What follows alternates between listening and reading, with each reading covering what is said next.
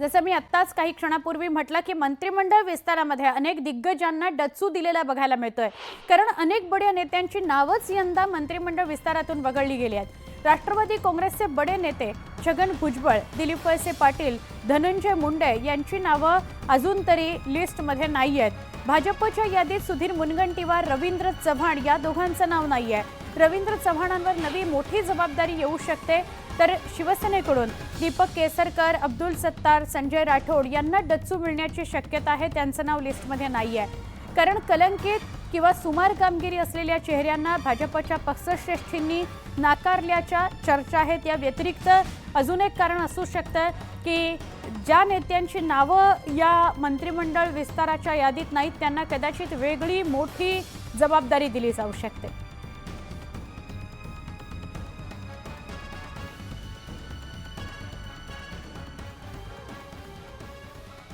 छगन भुजबळांचं लिस्टमध्ये नाव नाही, त्यामुळे ते नाराज आहेत अशी चर्चा आहे। एनसीपीच्या मेळाव्याला गैरहजर असल्याची माहिती सुद्धा मिळते। मंत्रिपदाकरता नाव आलं नाही, त्यामुळे त्यांची नाराजी असावी असं बोललं जात आहे। छगन भुजबळ एक जुनं जाणतं नेतृत्व आहे। या आत्ताच्या मंत्रिमंडळामध्ये ते मंत्री होते, मात्र यावेळेला त्यांना मंत्री बनवलं गेलेलं नाही, म्हणजे बनवलं जाणार नाही आहे। मंत्रिमंडळाच्या यादीत त्यांचं नाव नाही आहे। राष्ट्रवादी काँग्रेसच्या अजित पवारांनी त्यांचं नाव यावेळेला मंत्री म्हणून उच्चारलेलं नाही आहे, त्या लिस्टमध्ये ते नाही आहेत, त्यामुळे ते नाराज आहेत अशी चर्चा आहे। आज एनसीपीचा मेळावा होता, त्या मेळाव्याला ते गैरहजर असल्याची माहिती मिळते आहे। मंत्रिपदाकरता त्यांचं नाव आलं नाही म्हणून ते नाराज आहेत असं कळतं आहे।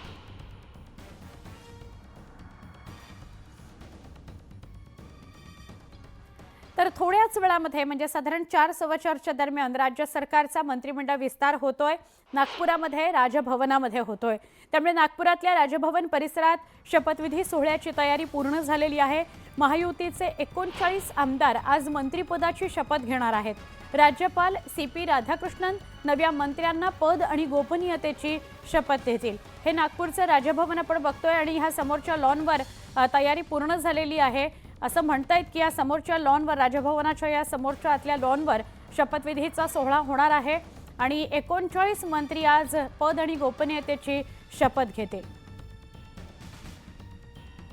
खूप वर्षांनंतर नागपुरामध्ये मंत्र्यांचा शपथविधी होतो आहे। साधारणपणे 92-93च्या दरम्यान शपथविधी नागपुरामध्ये झाला होता आणि त्यानंतर इतक्या वर्षांनी नागपुरामध्ये राजभवनावर शपथविधी होतोय। राजभवनाचा जो हॉल आहे तो तुलनेनं छोटा आहे असं सांगितलं जात होतं, म्हणजे अशी चर्चा होती, त्यामुळे या लॉनवर शपथविधी होणार आहे असं कळतं तरी आहे।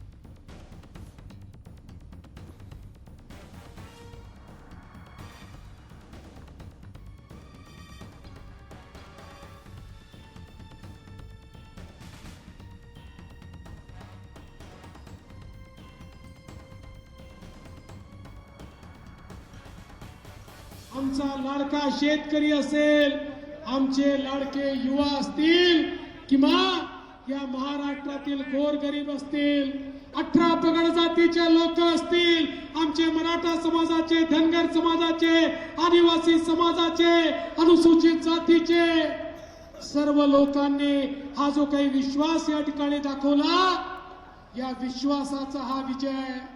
आणि म्हणून मी एवढाच या निमित्ताने सांगतो, चालणार नाही, ही सत्ता आम्हाला जमिनीवर ठेवेल, आमचे पाय हे जमिनीवरनं कधीही वर जाणार नाही। ही सत्ता मिळाली आहे ती सेवा करण्याकरता मिळाली आहे, ही सत्ता मिळाली आहे महाराष्ट्र बदलण्याकरता मिळाली आहे, ही सत्ता मिळाली आहे सामान्य माणसाच्या जीवनामध्ये परिवर्तन करण्याकरता मिळालेली आहे। आणि म्हणून हेच स्वप्न साकार करण्याकरता आम्ही सगळे या ठिकाणी काम करू। आमचे सहकारी माननीय एकनाथराव शिंदेजी, माननीय अजितदादा पवारजी आणि आमची सगळी टीम अहोरात्र काम करेल आणि महाराष्ट्राची स्वप्न आम्ही पूर्ण केल्याशिवाय राहणार नाही। अधिक वेळ घेणार नाही, कारण 4 वाजता शपथविधी करायचा आहे। एकदा शपथविधी झाला की 24/7 हे सरकार तुमच्या करता काम करणार आहे, तुमच्या करता। पुन्हा एकदा तुमचे सगळ्यांचे मनापासून आभार मानतो आणि विशेषतः नागपूरकरांनो तुमचे आभार विशेष मानतो, कारण ही आमची कर्मभूमी आहे, आमची जन्मभूमी आहे. या जन्मभूमीने कर्मभूमीने जो आशीर्वाद दिला त्याबद्दल आपल्या सर्वांचे आभार मानतो. आमचे नेते माननीय गडकरी साहेब ज्यांच्या नेतृत्वात महाराष्ट्रात आम्ही निवडणूक लढलो ते आमचे चंद्रशेखर बावनकुळेजी आणि त्यासोबत महाराष्ट्रातली सगळी आमची टीम, आमचं केंद्रीय नेतृत्व नड्डाजी असतील, राजनाथजी असतील, आमचे सगळ्यात महत्वाचे आमचे गृहमंत्री अमित शहाजी असतील, या सगळ्यांचे मनापासून आभार मानतो आणि माझं बोलणं संपवतो. धन्यवाद. जय हिंद. भारत माता की, भारत माता की, भारत माता की. धन्यवाद.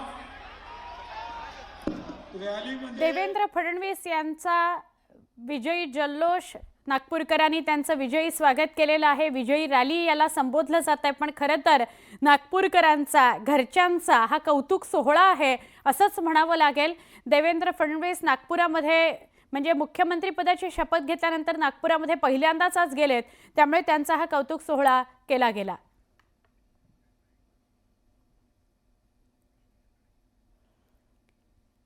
भाजपकडून अखेर शपथविधी सोहळ्याकरता आमदारांना फोन गेले. भाजप आमदारांना मंत्रिपदाकरता फोन करण्यात आले. भाजपकडून आतापर्यंत 19 जणांना मंत्रिपदाकरता फोन गेलेले आहेत.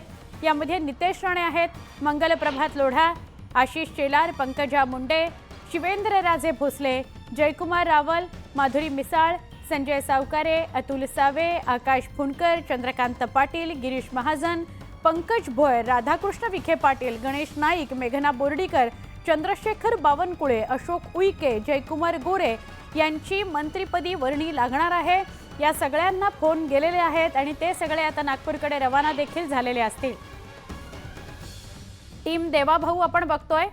नितेश राणे, शिवेंद्रराजे भोसले, चंद्रकांत दादा पाटील मागच्याही मंत्रिमंडळात होते, पंकज भोयर, मंगल प्रभात लोढा मागच्याही मंत्रिमंडळात होते, गिरीश महाजन मागच्याही मंत्रिमंडळात होते,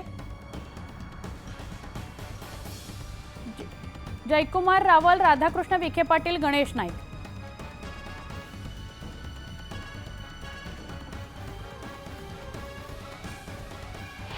दोनों अच्छा कॉम्बिनेशन रखा गया है, जैसे सोशल, रीजनल सभी कॉम्बिनेशन रखे गए हैं और यंगस्टर भी आगे आने चाहिए, अगली पीढ़ी भी हमारी आगे आनी चाहिए. उनको 2 टर्म हुए 3 टर्म हुए ऐसे भी लोग हैं, उनको भी आगे आना चाहिए क्योंकि हमें आगे भी पार्टी को ले जाना है. तो इसीलिए मुझे लगता है ये बराबर जो कॉम्बिनेशन रखा गया है वो बहुत अच्छा रखा गया है. इसलिए थोड़ी देरी हुई, लेकिन मुझे ऐसे लगता है कि तीनों पार्टियों ने नए लोगों को भी मौका दिया है. काही वेळापूर्वीच प्रदेशाध्यक्ष बावनकुळे साहेबांचा फोन आला आणि त्यांनी तसंही केलं की शपथविधी घ्यायला तुम्ही या म्हणून. मी पहिलं तर पंतप्रधान